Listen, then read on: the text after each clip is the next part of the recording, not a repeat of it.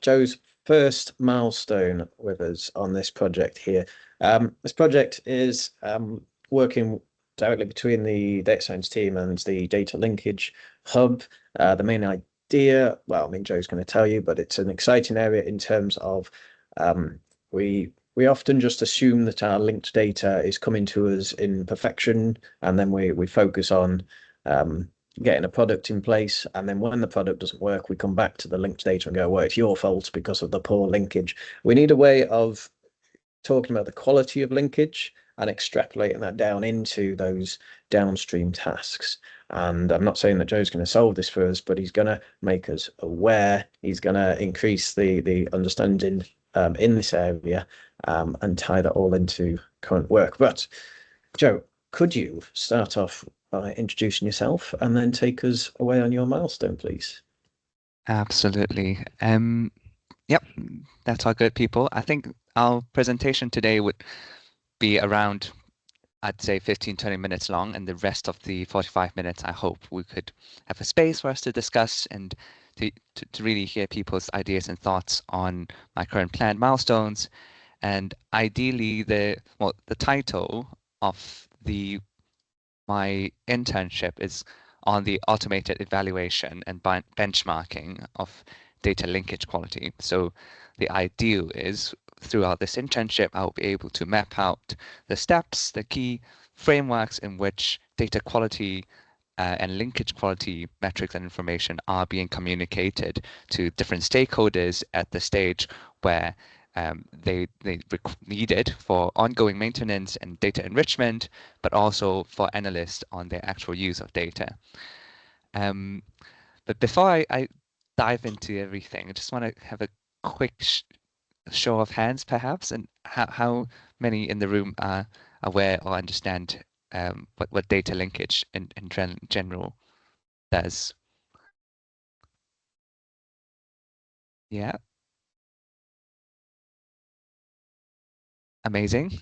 So most people, well, if not all, it's fine. I would simply skip over some of the basic stuff and keep it more conceptual. If you haven't heard of data linkage, don't want to be exclusive, I will still go over the key concepts so you could be able to follow um, the main ideas.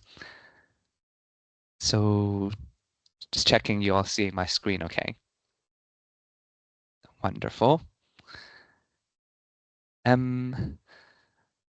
So I'm sure we've all, well, either amazed or shocked or a bit puzzled by the latest announcement for the 10-year health plan for England. And I think, needless to say, it's ambitious. It's a lot of promising ideas and goals in which the health service provision will be marching towards. A key idea that's particularly relevant to the data linkage hub or the work that we do is the promise of relying or creating a single, secure, authoritative patient record, and that on the document is will be used for community health planning, will be used for linking across different health service providers, lab results across GPs and secondary care, and they sprinkled a bit of potential personalized genomic medicine and also medication dispensing. So it's a whole revamping of how information flow could improve on, well, service provision. But for the analysts and researchers in the room, that also means, well, there's also a second use to linked administrative data, which is to generate population health, well, population level knowledge. There is a quick data science, I think NLP product that Berlin Stewart at University of Manchester recently did, looking at the data requests for linked administrative data in the past few years, so from 2019 onwards. And he has shown that data requests for example, data first ADR UK data sets has quadrupled over the past 4 years and is projected to span over hundreds and 200s by 2029. So what I'm saying is that there is increasing need for both clinical and analyst research purposes for the use of a highly well curated patient record.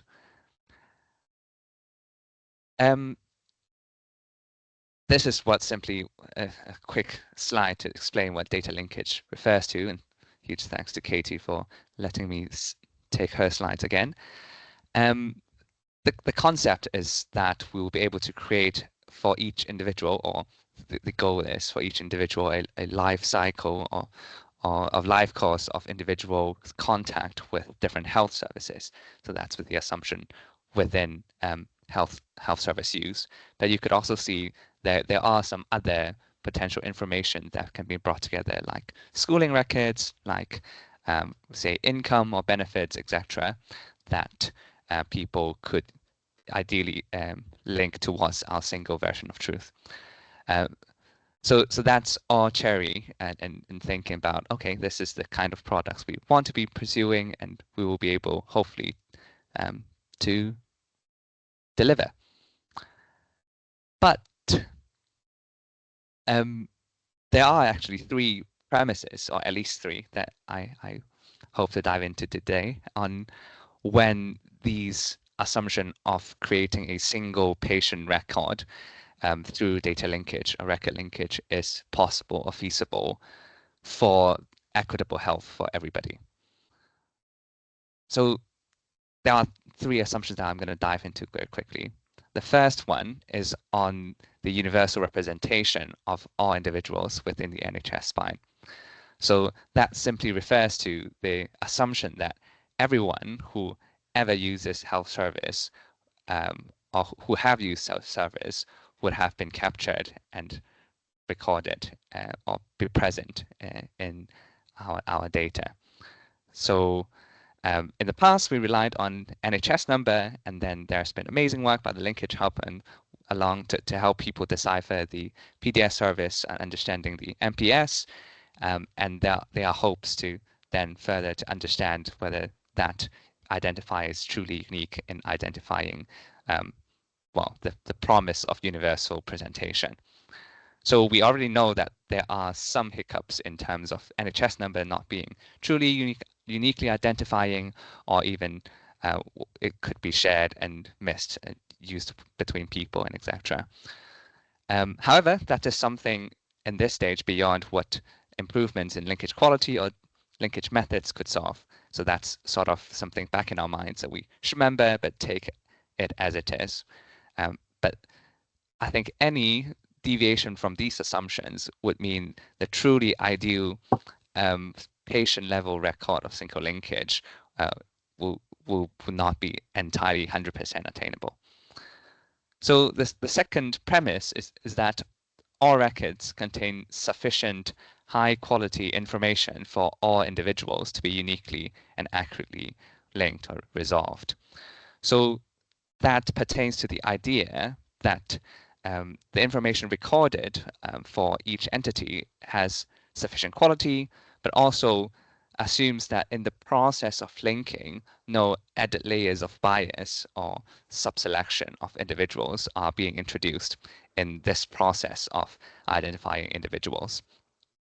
So I will go into more examples of what this could mean, but something like people with inconsistently recorded names, problems with recording date of births, or even something like missing information for example, minoritized ethnic groups. So having that understanding when we have our hands or have our mission to link health data or link different information towards health data at a population level means that we need to be aware of when this assumption is less true or compromised. And going forward, as we think about deciding whether we will continue with our current strategy of linking data, we'll have something to benchmark against by knowing, mostly for data owners and people who are operating the linkage systems, to know, okay, maybe we have enough. We know for particular groups or within our particular strategy, we will be selective in missing out some individuals and others. And the final assumption is that it's more so on the user side around whether all linked entities or individuals that came out of a linkage algorithm are truly are true. So data linkage is was particular probabilistic ones are a statistical property, right, of a process of eliminating or matching individuals, but it is not a direct pertaining of the resolved individual as truly being the same person. It's giving a certain confidence measure that we believe, given the certain levels of identifiers, they within our system and other competing matches, these are the most likely, for example, that we would consider them as a match. So I think a hidden assumption to the first sentence that all links are indeed correct was that the correctness across all populations are equal. So that pertains to the sort of sample bias when we comes to linkage. So whether the interactions between data quality with linkage methods are truly equal and fair across all groups. So this assumption can be, well, more transparently tested or made transparent in how we communicate our linkage methods and communicating, especially with the analyst when they are the persons who are working with the linked data.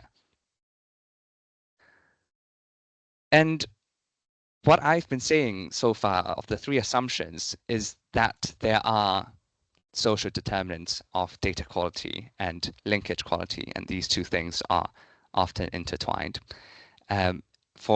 These are a few examples that I've already drilled on, but the key point is when there are differential data and linkage quality, and the link is not being aware of these hiccups or gaps in this evidence generating or data generating pipeline, there is risk of us replicating patterns of exclusion that comes from our data generation processes. This problem is obviously problematic on a population health level, but potentially even more damning on a patient record level as we try to play onto the vision of having a single version of truth for patient level records, as it involves further problems with, for example, ethics, where mismatches or false matches happen, information across different people are erroneously matched, and then service delivery based on these information.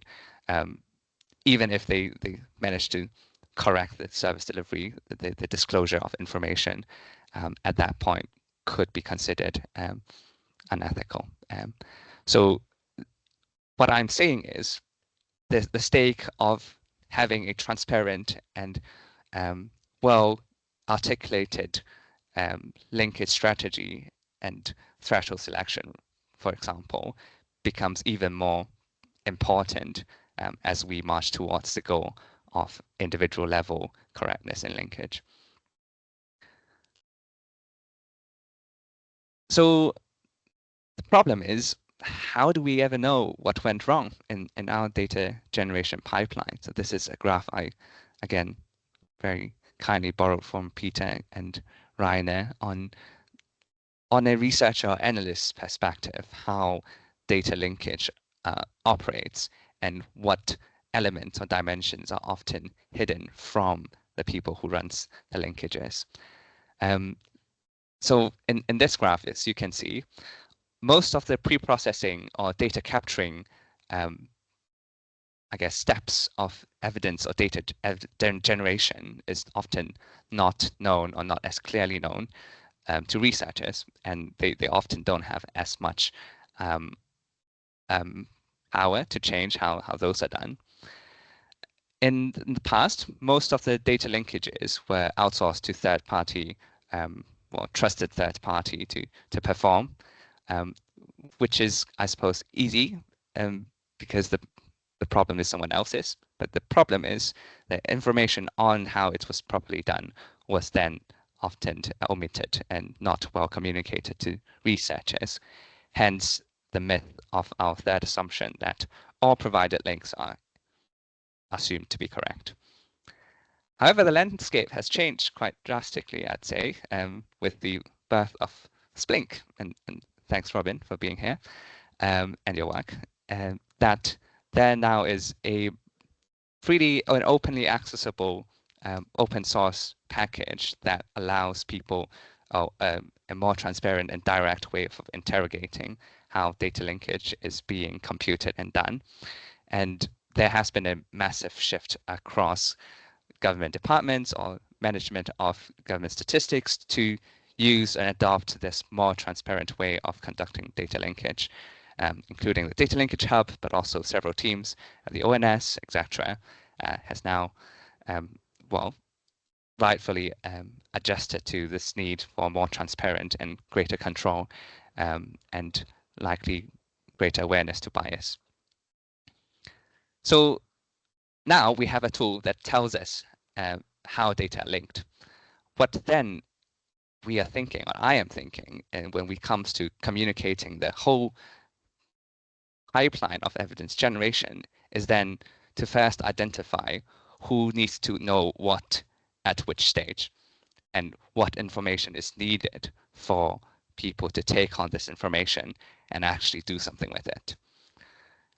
So with these two questions in mind, I'd like to show you a couple international comparisons of current best practices. Huge shout out and thanks to colleagues in the Centre for Victorian Data Linkage in Australia and the Canadian Data Linkage Unit for sharing some of their data linkage methodology report for me to sort of look over and basically take notes. Before diving into those two, there are established guidelines coming from expert consensus in suggesting, at least from the analyst perspective, what should be reported transparently in linked data sets. So that's called the Guild guidelines, led by Ruth Gilbert, etc. However, the problem is, even though this guideline is being produced or recommended in 2018, uptake, or I guess highly FIDO reporting according to this framework has been rather low and poor.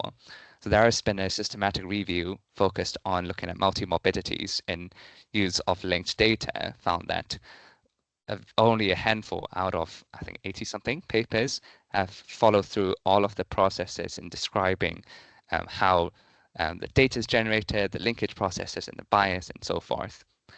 So that pertains partly to the limits of researchers or analysts at the receiving end of linked data could then go back to trying to rediscover problems or gaps in the linkage.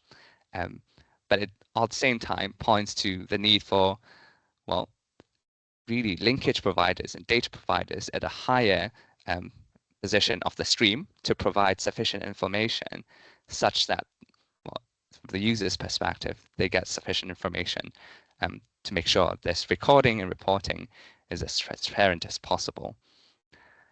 Now, looking through the two reports from our friendly neighboring countries working on similar problems, you would notice actually most of these elements that I've been talking about on pre-data linkage quality assurance within data linkage, so linkage methods, comparison or reporting of blocking rules and transparency, as well as post-linkage error analysis. Well, to a certain extent, both of these reports have a certain element of all of those, but the level of detail and the ways in which they are communicated are slightly different. So I think in my framework, in that sense, it would be wise to take up on these ways of thinking about areas in which information needs to be communicated as a bare minimum, and then think about, I think the biggest improvement here is, one, all of our processes could be automated in Splink, and two, they have a clearer defined audience for each part of the report.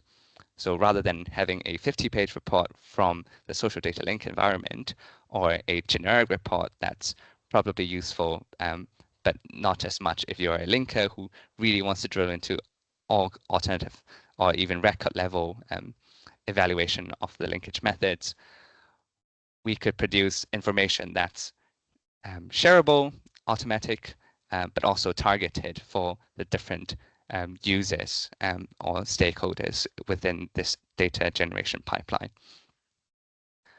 So in my head,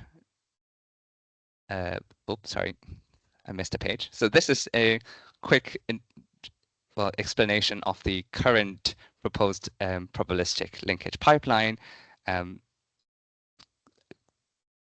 designed and implemented by colleagues at the Data Linkage Hub, and it's amazing because at least we now know what's happening, and it's also open so that we know. However, there is a context for this linkage methods to be applied within the NHS England planned work, which is the assumption of a singular automated linkage strategy for all data and all scenarios. So that does give us, and to me, that means there is an extra need for this report to be able to benchmark and tell data owners or people who decide that this is the approach to linking population health data to know when this method is doing great and when it falls off. So that there is a piece of information that needs to flow to data owners, in my view, that may not be immediately actionable for linkers or users, but serve as a backlog of performances that we can later benchmark against in light of the quality of the data and the fixed linkage method. And there are planned minimal viable product on blocking rules evaluation, match weight stable, and implemented ways of evaluating sort of the best match comparison. So that is sort of with some parallel to compare to MPS, but not entirely. But that's some further details for the current proposed framework, where my proposed framework would slot within to hopefully ease the whole process even further. So you might have heard me babbling about the three sort of stakeholders I intend to serve. So that is the data owners, linkers, and analysts. I'm being extra harsh here in terms of the limitations, but it's really about what I see we could do to deliver the product that I see that would be helpful, which is increasing feedback loops. And number three is basically what I've said just now on knowing when this strategy falls off. And something further for data analysts and linkers, it's the model bias as well as the sample bias. So when I say model bias, I'm talking about the biases that's intrinsic to the linkage method. So for example, using a particular, so Yarrow-Winkler similarity scores, where we know the distribution of errors might be different by, say, ethnic groups, where errors concentrate in the start of the string.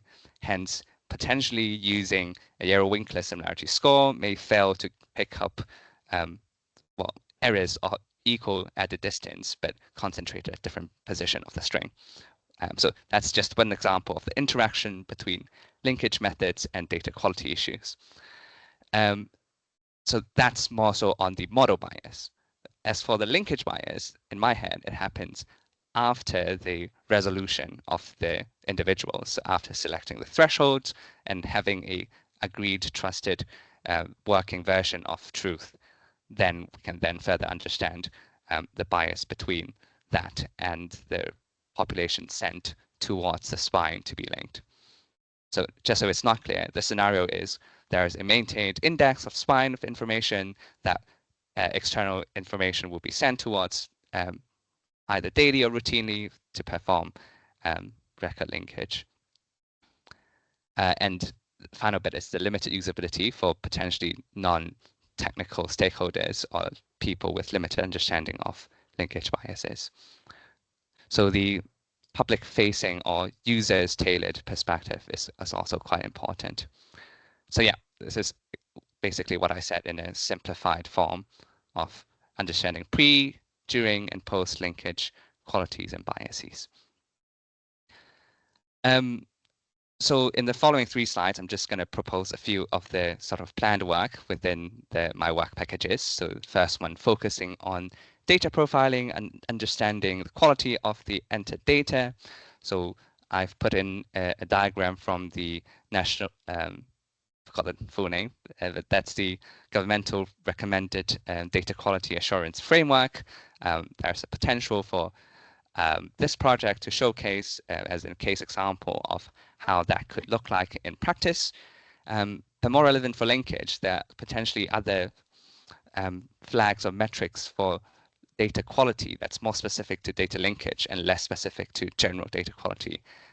So something would be a mix of cardinality and uniqueness, and something like Shannon's entropy that could be quite useful for linkage, but less relevant for potentially other data assurance work. And the challenge here, and there is the unlinkable chart that's very helpfully implemented in Splink that helps us evaluate the sort of minimum level of quality or expected ways of linking within the submitted data. So these are some of the components I think would be key to the pre-linkage report. The other challenge is then whose responsibility it is to then take on the problems with data linkage, with data quality to drive actions. Work package 2 is mostly on model bias analysis. So the key challenge in my head is around when decisions on thresholds can be adjusted or can be flexible. So this I still need to learn a bit more with the colleagues at the hub, but mostly about the flexibility of the linkage model and when that flexibility would prove to be beneficial compared to the operational cost and everything else that needs in the data generation pipeline, and how deviations from the standard strategy occurs or is deemed acceptable. So this is just one case example from my thesis of potential ways of selecting threshold, whether can we fix a particular, say, false negative rate as a minimum acceptable rate, and hence do our threshold selection from there. Or there are other packages developed by the ONS colleagues that does the automated balancing of false match and mismatches. And these are candidates for dynamic threshold selection, comparing to having a preset threshold used for most linkages. And finally would be the post-linkage sample bias analysis. So on the right is again an example I have in my thesis, looking at ethnic-based differences, disparities in false negative rates, comparing several different models. The idea is so that is part of what we could show in the linkage analyses, comparing the models, but also a waterfall chart potentially at a record level and on a population level, and the representativeness of that comparing to the sample that was submitted for linkage. The challenge then is data assurance and safety, and choosing the appropriate axes of comparison and deciding in which data space this evaluation should happen. Mostly concerning the putting affiliate variables together with identifiers in less in environments that we aren't entirely sure of how that would happen. And finally, just I guess a advert, but also to show my eagerness to engage quite closely, continually with external and multi-sector users of linked data to see how these proposed frameworks in governments and further on can be adapted or used in other settings. So one way of doing that is through this interest group that Giulia and I co-set up called ITALO. So there are managed email lists and regular online events for people to come and basically share knowledge. And we have international partners from Australia and Canada as well, and they are super engaged too. So it'll be good to, have this space for knowledge sharing. Yep, and I guess I'll wrap up here, and just to throw out 2 questions. And what would you like to see putting on your owner, analyst, and linker hat in this linkage quality report, and how can this be communicated and used meaningfully? Thank you all, and do get in touch.